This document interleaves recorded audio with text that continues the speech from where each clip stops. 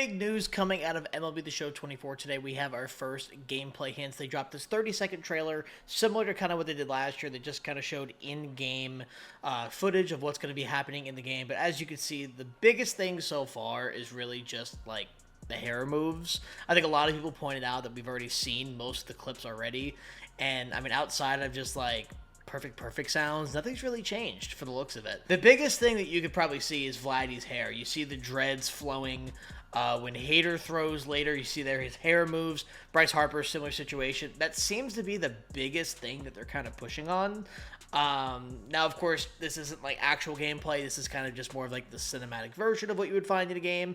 However, this is at least a start. Now, they also released a blog with this that kind of goes into the game a little bit more in detail. So as you can see with the blog, it says new improvements to gameplay in MLB the Show 24. So they kind of highlighted what it is that they're kind of addressing for next year's game. So in general, I mean, obviously every year you kind of expect like the same corporate jargon of just, oh, we're going to increase, animations, change animations, urgencies, all that. Said that last year, we saw a lot of the same issues from 22 to 23, and they are repeating that again for this, saying new animations, roughly 400 new animations and logic improvements. They're meticulously addressing any remaining areas that need some sort of attention, focusing on fielder urgency. Hopefully this is something that actually we see. I think a lot of times like the crossplay function kind of inhibits some of the features that we see in this game, but hopefully this is something that actually gets addressed and fixed as we go into next year's title. Now, they are saying that there's new throws being added, so this looks like it's going to be one of those things where, we've seen it all the time, where your first baseman fields the play, there's a guy running the third, and he just takes his sweet time and throws to the third like there's just nothing happening. But this clip below actually kind of shows that, where there's a bit of an urgency difference, and like there's different animations now that you can get while you're throwing to first base and then directly into a base after that, like throwing home. So this is a clip that they had on the blog. As you can see, it's a ground ball to shortstop. He quickly makes the play at first with a scoop, and then he kind of, typically in this animation in MLB The Show 23, we would see them not really kind of like stand up and then throw. It'd all just be one kind of like awkward like movement kind of thing. But you could see in this clip, his foot movement is actually like kind of similar to what you would do in real life, where you step off the base, you kind of stand yourself up, and then you would just try kind of throw as fast as you can. And in this case, he throws it kind of sidearm, which is kind of unique because typically we just see like the overhand throws, unless it's kind of just like a weird like behind the back kind of flip that we see from the pitcher. But I mean, if animations are like this and they kind of translate this into other positions, into the outfield, coming off the pitcher's mound, I think this is actually a really good improvement. I mean, they said there's 400 different animations. Are we going to see all 400 of those every single day? Probably not. But I do think any sort of increase to animation styles and just trying to add any more of realism into the field. And we saw a lot of like unrealistic diving plays this year, stuff like that. So hopefully with these 400 new animations, that gets addressed. So going on, they're adding more pitcher animations. So they are adding the rule. We don't know the Diamond Dynasty yet, but they are adding the rule where you're unable to pick off more than 2 times in a single at bat. So this is kind of a new thing that we're seeing. I want to say a lot of these animations are going to be surrounding like guys like Andy Pettitte, who were known for being able to pick people off in their careers. And I actually am curious if this kind of adds a little bit more of a skill gap to how picking off is, because a lot of times for pickoffs in this game, it's just kind of like, all right, you throw the ball, the guy throws it back, nothing really happens. But if you're actually able to start getting like some sort of skill-based pickoff system, I think that's a really good idea, especially if it's not just based on, oh, he took an extra step, oh, he didn't take an extra step. I think having pickoffs be a viable form in this game actually might be a really good idea to implement. So the next portion is base sizes. I don't think this is really going to be anything major in the game. They just kind of said this to address it. Obviously last year we saw bigger base sizes in the MLB in real life. And they basically just said that we've updated the sizes, and of course the animations and stuff have been updated to kind of address the bigger bases, and that really won't be much of an issue anymore.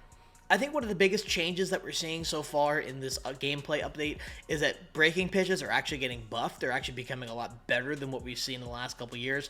If you've played this game the past couple years, you probably know that curveballs, slurves, 12-6 curves, they're typically one of the easier balls to hit in the game.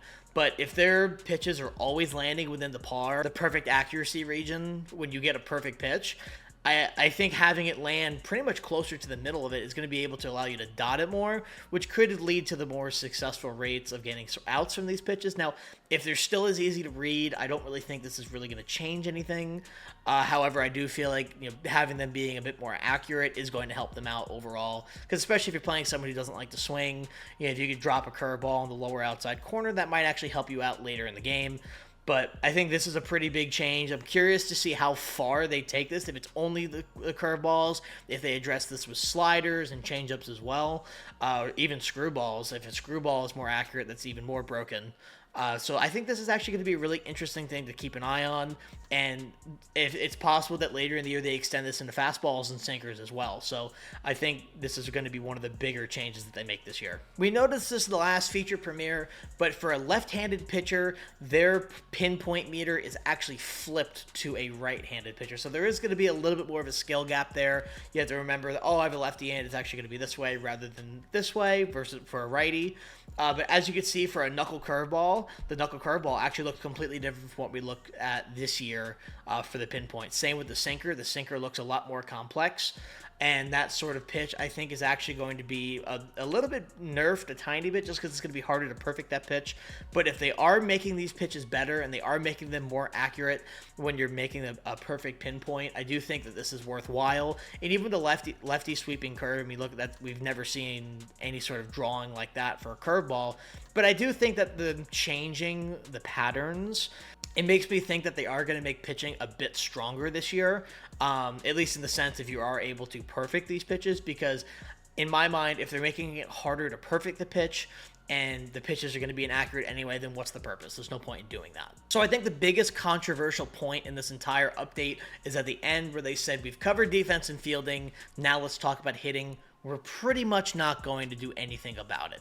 Now, I do kind of agree with them in extent where I feel like hitting for MLB the Show 23 was good enough in the sense that it doesn't need anything major changed. However, things like elevation balancing and foul balls do need to be changed at least a little bit to make the game a bit more playable.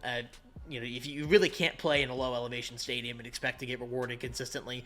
And then if you're playing on lower difficulties like All-Star and anything below that, foul balls are rampant. I mean, you're talking very early swings, 8 inches outside the zone, and you're fouling that off.